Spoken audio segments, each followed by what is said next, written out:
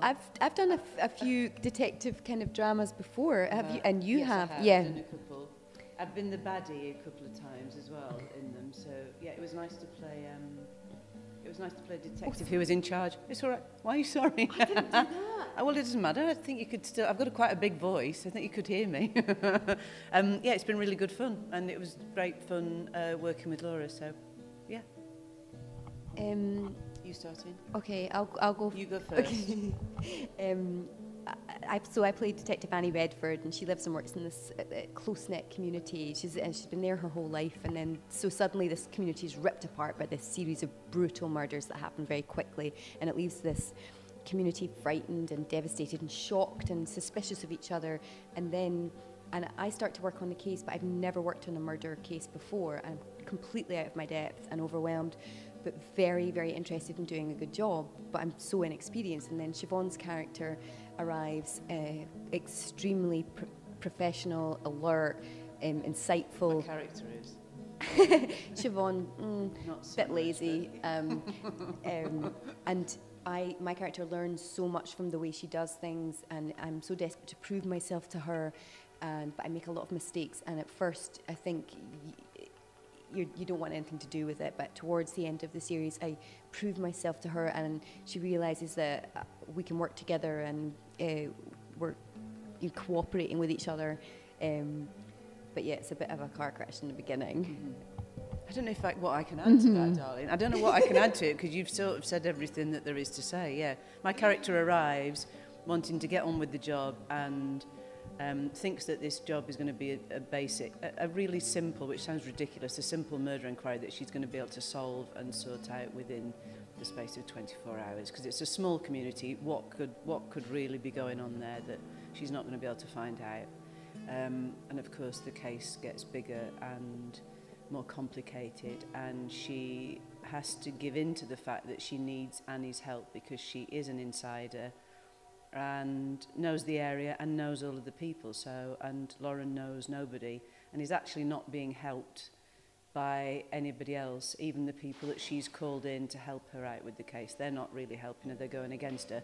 And Annie and her eventually work very closely together to solve the crime and save the day. Save humanity. Save humanity, yeah. Wow, that's a good question. Yeah, we've not had that question No, that's before. really good though. How did we cope? Some days we didn't cope, and especially just from a technical side, because you often shoot things out of, in the wrong order. There were some days when I seriously had to sit down and try and work out what we'd already discovered, who wasn't dead, who was maybe in the frame that week, because of course you're shooting sometimes, like we did, especially, we shot scene after scene within the police station, within the interview room, so you would have to sit and really concentrate some days to work out who was where and what we'd already discovered and what we hadn't discovered, just to be able to get on with the scene. And there's quite a bit of repetition in a police drama where you're having to go over, sometimes basically for the audience's point of view, to go over what we've already discovered and to recap, really. So I found that trying, I think, sometimes, to just remember and to stay focused on where we were at that particular moment in that scene. Did that make sense? Yeah. The answer to that question? And then at the end as well, it's a good question. I know when we got towards the final scenes, we didn't know in real life what was going to happen, because the script wasn't written, so we didn't know in which direction to play certain things, and it was confusing and Yes. really. But I suppose in life you wouldn't know, but yeah, it was a lot of confusion. In fact, we're still a bit confused. Still a bit. Yeah. I'd like to do a voice for a Disney character, a Pixar character. That's my dream, really. That wouldn't involve me acting. Well, it would, but not on screen. So that's appealing to me massively. What have I got coming up? I've done a film that's just about to come out called Apostasy. I don't know if you're going to get to see that over here. Hopefully you will. But that's about the Jehovah's Witness Jehovah's Witness religion. So yeah, that's interesting, I think. Nothing else at the minute. I would like to do more comedy. I like working on comedy because you are funny.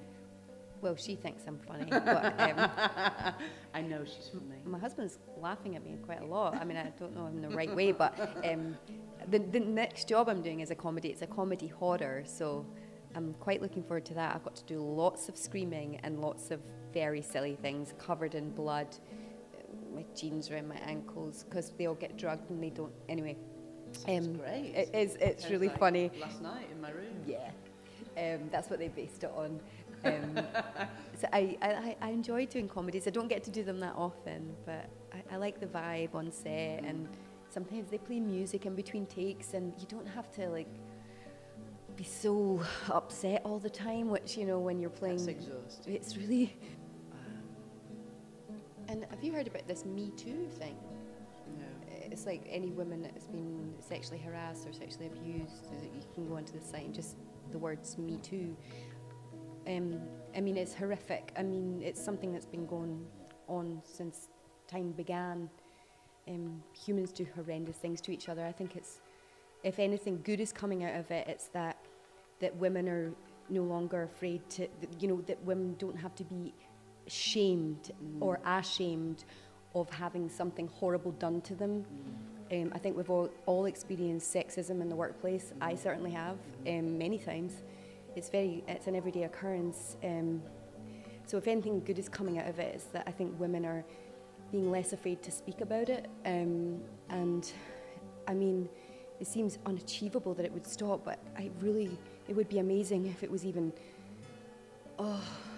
Yeah. It's horrible, because it's horrible when it happens to you, but it's also horrible thinking about your daughters having to suffer that, your sisters. Well, anybody, any of your friends, any of your female friends or anything. But yeah, you're right. I think the fact that people are managing to be incredibly brave to speak out is, as much as it's horrific, that has to be seen as a positive step to hopefully stopping that kind of behaviour, full stop, because it shouldn't be happening. En esta comunidad anda suelto un asesino en serie extremadamente listo y altamente peligroso. Hay un desalmado aquí en nuestro pueblo que está asesinando. Tienes tu monstruo ahí, nadando a sus anchas, sin salir nunca a la superficie. La mayoría de la gente tiene a sus monstruos aquí.